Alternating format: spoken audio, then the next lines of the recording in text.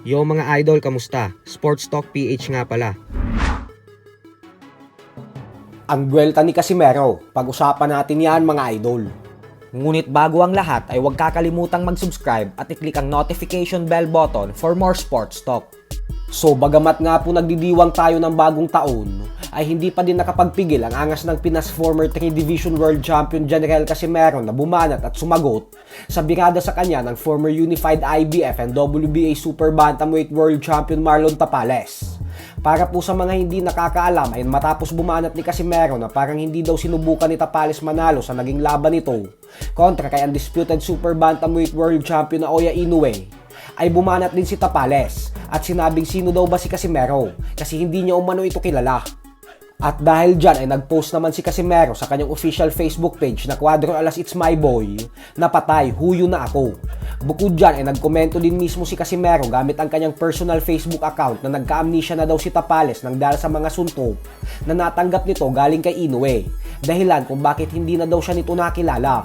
Giit pa ni Casimero na magdidiwang lang daw muna siya ng bagong taon. At pagkatapos nito ay abangan daw natin ang pasabog at reaksyon niya sa mga nabalitaan niya na sinabi ni Tapales na hindi na siya nito kilala. Narito naman po ang ilan sa mga naging pahayag ng kapatid at trainer ni General Casimero na si Jason Casimero.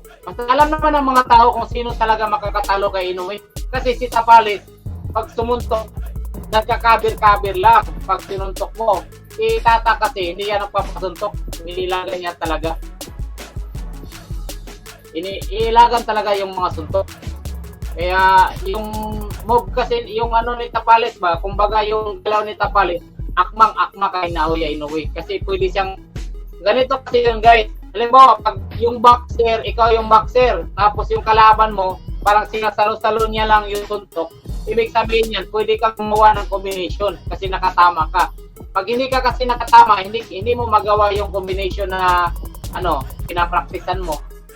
Yes. Alam kasi natin guys, at alam ninyo kung sino yung makakatalo dyan kay Naoya Inoue. Cuadro Alas lang yung makakatalo dyan kasi si Otol hindi yan nagpapasuntok, hindi magpapatama yan. Alams na. Hindi magpapatama yan si Cuadro Alas.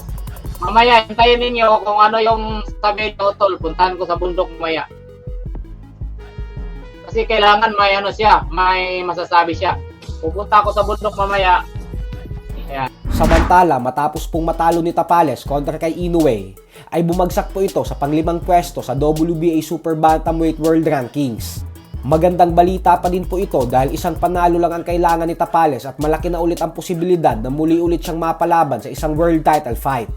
Kung sakaling magpasya na si Inoue na umakyat ng 126-pound featherweight division, ay agad mababakante ang 4 na titulong pinanghahawakan nito. At dito po ay malaki talaga ang tsansa ni Tapales na maging isang ganap na world champion ulit. So hanggang dito na lang po muna tayo mga idol. Sports Talk PH, kakaiba ang laban ng mga Pinoy.